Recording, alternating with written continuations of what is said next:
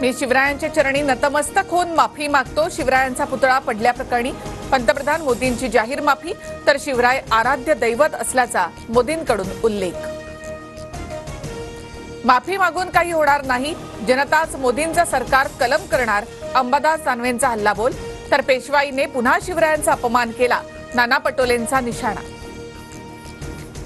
भ्रष्टाचार आणि निष्काळजीपणाला शिवरायांनी कधीच माफी दिली नाही, महाराष्ट्र या चुकीलाही माफी देऊ शकणार नाही, मोदींच्या माफीनंतर जयंत पाटलांची टीका। ज्यांनी सावरकरांना शिव्या दिल्या त्यांनी माफी मागितली का? पंतप्रधान मोदींचा विरोधकांवर हल्लाबोल, विरोधकांना कधी पश्चाताप होत नसल्याचीही मोदींची टीका। वैभव नाईक यांनी कट रचला हे त्यांच्याच माणसानं सांगितलं, शिवरायांचा पुतळा कोसळल्याच्या घटनेवरून निलेश राणेंचा आरोप, तर पुतळा कोसळताच वैभव नाईक 15 मिनिटात घटनास्थळी कसे पोहोचले, निलेश राणे यांचा सवाल।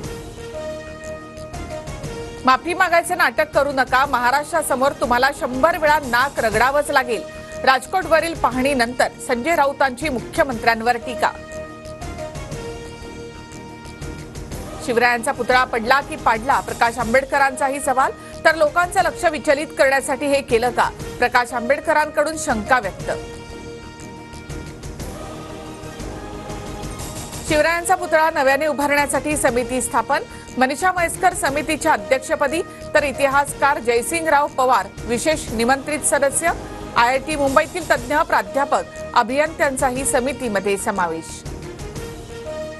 पुतळा नेव्हीनं केला किंवा PWDनं असा वाद घालण्यात अर्थ नाही, अजित पवारांनी सरकारमधील नेत्यांचेच कान टोचले, शिल्पकार पळून पळून जाणार कुठे, अजित पवार यांचं वक्तव्य।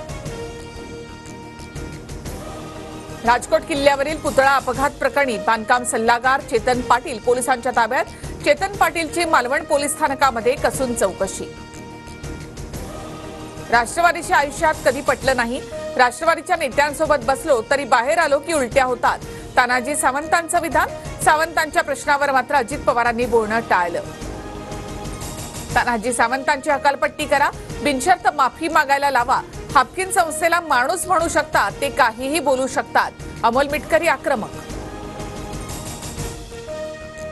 काँग्रेस राष्ट्रवादी सोबत बसताना आम्हाला मळमळ व्हायची, ते आम्ही ठाकरेंना समजावून सांगत होतो, हीच भावना सावंतांनी बोलून दाखवली, संजय शिरसाट यांच्याकडून सावंतांची पाठराखण।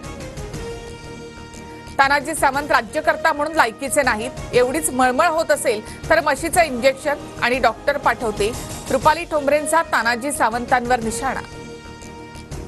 सार्वजनिक पाणी पुरवठ्याबाबत प्रश्न विचारताच मंत्री तानाजी सावंत संतापले, सुपारी घेऊन मला प्रश्न विचारायचे नाहीत, सावंतांचा ग्रामस्थाला दम, तर म्हणणं ऐकून न घेता सावंत समर्थकांनी वृद्ध ग्रामस्थाला बाहेर काढलं। राज्यामध्ये सत्ता येते आणि ठाकरेंना राज्याची सूत्र द्यायची आहेत, मालवणमधील सभेत संजय राऊतांचं वक्तव्य, महाविकास आघाडीत सीएम पदाचा विषय आता संपलाय, नाना पटोले यांची प्रतिक्रिया।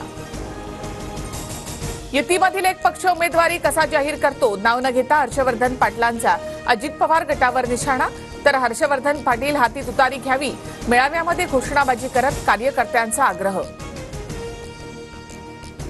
पंतप्रधान मोदींच्या हस्ते पालघरमधील वाढवण बंदराचं भूमिपूजन संपन्न, वाढवण बंदरामुळे तरुणांना रोजगाराच्या नव्या संधी उपलब्ध होणार, मोदींकडून विश्वास व्यक्त।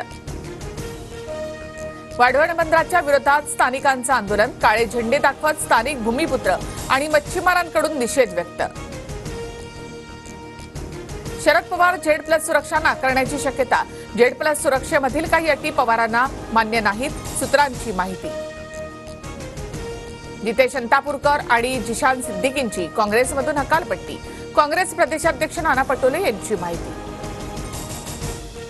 जितेश अंतापूरकर आजच भाजपमध्ये प्रवेश करणार, विधान परिषद निवडणुकीमध्ये अंतापूरकर यांच्यावर काँग्रेस पक्षाच्या आदेशाविरोधात मतदान केल्याचा आरोप।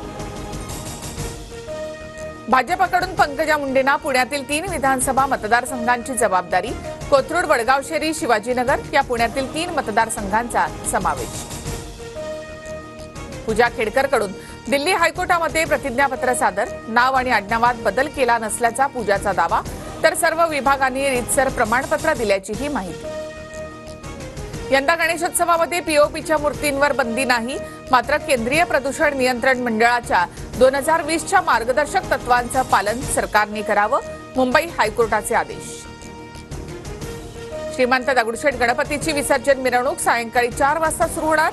दगडूशेठ गणपती ट्रस्टचा मोठा निर्णय, यंदाही पुण्यातील विसर्जन मिरवणुका लवकर संपणार.